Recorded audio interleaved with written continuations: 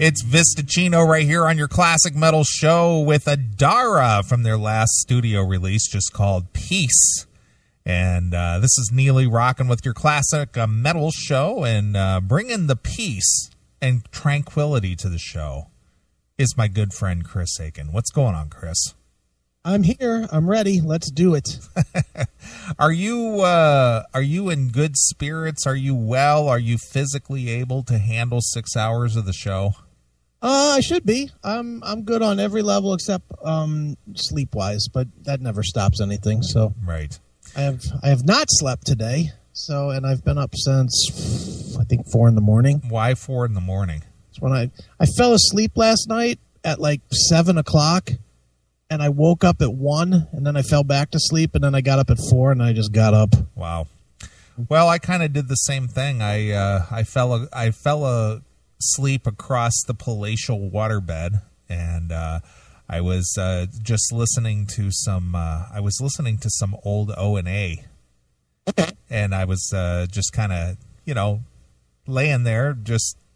Enjoying the show, and before I knew it, I woke up. It was midnight. Wow, really? Yeah, something's wrong with your mic there, dude. Let's try it now, bitch. I think you're gonna have to.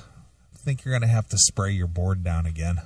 Yeah, I know. Got a lot of static over there.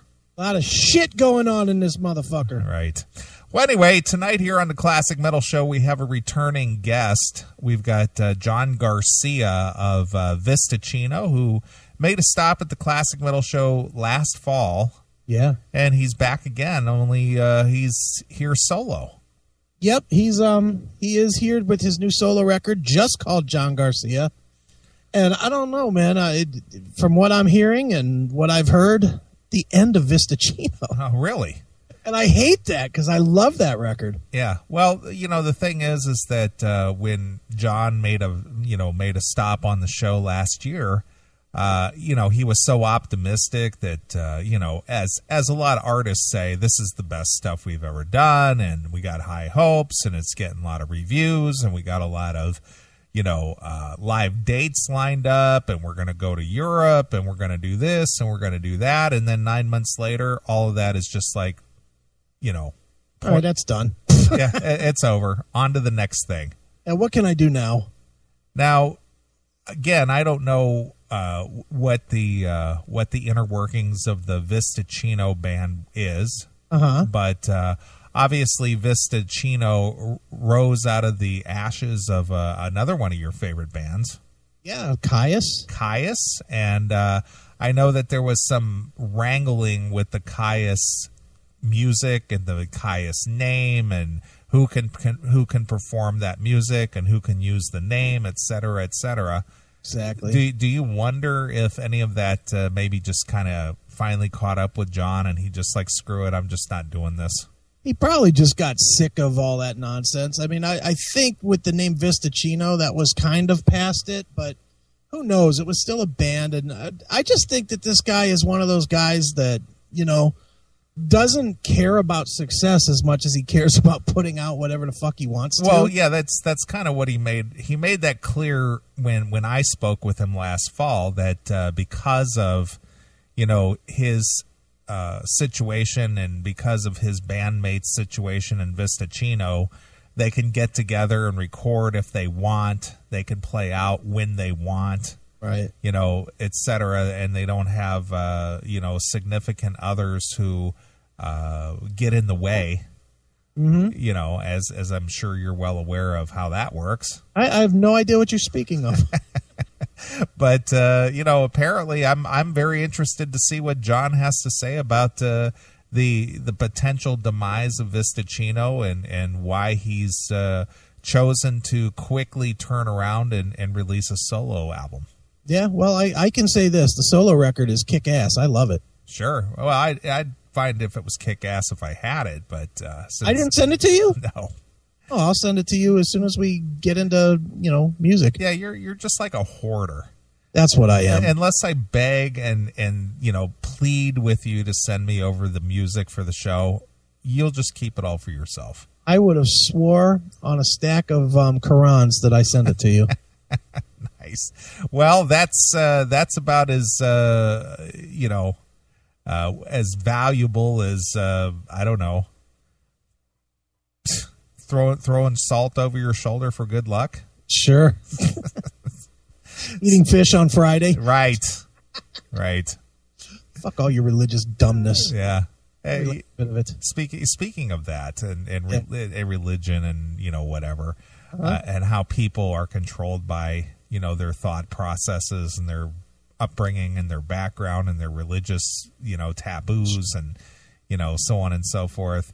Now I forgot where I was going with this. Oh, but I was going to go with the whole. Who was it I was listening to this week where they were talking about getting into rock and roll, and the parents were saying it's evil music and it's the devil's music and stay away from it. And I'm trying to remember. I was listening to an interview today or this week, as a matter of fact, and again with the whole anything outside of church music is the devil's music. Well, I've never heard that spoken at me before either. Right.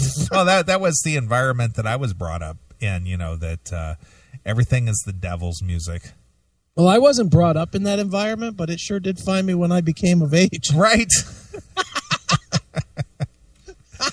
I'm trying to remember whose interview I was listening to, because they were asking him, what was your background like and what were you influenced by? And, well, it was kind of hard to listen to, anything outside of, in the rock music world, because it was the devil's music and it was evil and, Wow. I'm trying to, I'll have to think about it.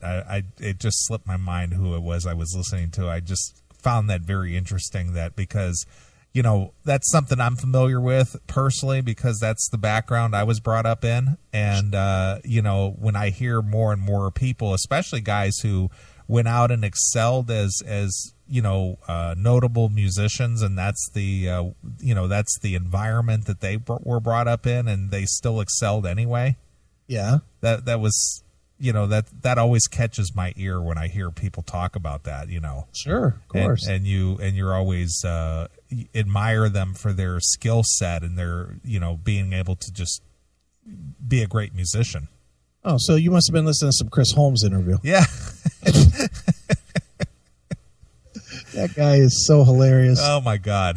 And not in a good way. No, in a sad way. Oh, just tragic. Because personally, I like Chris. Sure. I've met Chris on a couple of occasions, and I like him as a person, but, I'm just sad for him, actually. I know. It's just a shame what is I mean, the guy was so good. And when he says that he was half of WASP, that's true back in the day. That is true. Everybody definitely thought of him and Blackie, not just Blackie. Right. Well, again, it comes back down to the vocalist and the guitarist. Yeah. But boy, he sure did piss that away fast. Yeah. So Blackie's still playing, festivals over in Europe, and still doing pretty well on a limited basis. Chris is doing all right too. I saw that green screen video without anything on the green screen. That was good. Right. He was rocking that green screen. Sure. Well, speaking of green screen. Yes, sir. And I know we're all over the place, but I just want to get the week's events out of the way. Did you ever get around to looking at that video software that, I did. And what did you think? I like it.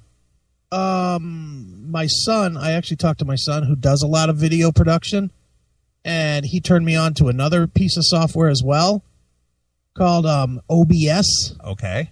And you can try that one because it's actually free, but it's basically the same thing. Right. And so I'm playing with a couple of things, and I got my camera this week. Yeah, that's what you said. And so I was playing with the camera, and it's very clear that I'm going to have to use a different computer than my Mac. My Mac freezes it up instantly. Really? But I'm going to definitely have to throw another laptop in here somewhere to control the camera. Right. But I'm starting to learn a little bit about the software and what we can use and whatnot. And I basically spent most of Thursday doing that, just fucking around with software, trying to figure it out. So sure. Getting there, slowly but surely. Well, what we are making reference to is our debut on heavy metal television, bringing the classic metal show to heavy metal television, and we're in the working stages of getting that planned out, and the testing and the trial and error. So when we bring you a show, we want it to be the best it can be right out the gate.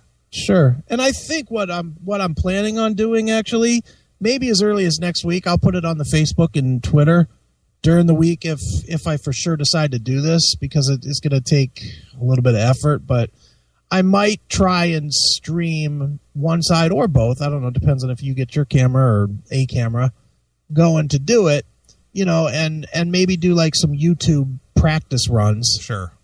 Just to practice using the video and, setting it up and lighting and shit like that.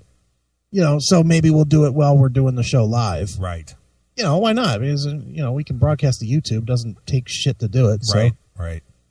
Well, I was checking out the camera that you had purchased as opposed to the original one that you were looking at, and I know what the difference is. What is the difference? The original one you were looking at does all the processing inside the camera. Oh, and that's why it was like way more expensive? Well, it wasn't that much. It was like not even $25 more. Really? Yeah, it was only $97. You're talking about the 930? Well, whatever it was, but it has the inboard processing right in the camera. I don't know. I just looked at the reviews, and the reviews for this one were that it's the #1 selling camera. Sure. Well, I was with that one. Well, I was trying to see what the differences were. Sure. And the difference is that the camera actually does the processing, so it doesn't take any of your CPU at all. That's nice. Yep. So buy another one. Yeah. So I'm probably just gonna go, with the original one. Okay. Well, maybe I'll send this one back and get that one. So if you read the differences between the two, that's the main difference. Yeah. All right. I'll have to reread it. Right. I mean, I don't mind buying another camera. I'm sure my son wouldn't mind having this one on his computer. Sure.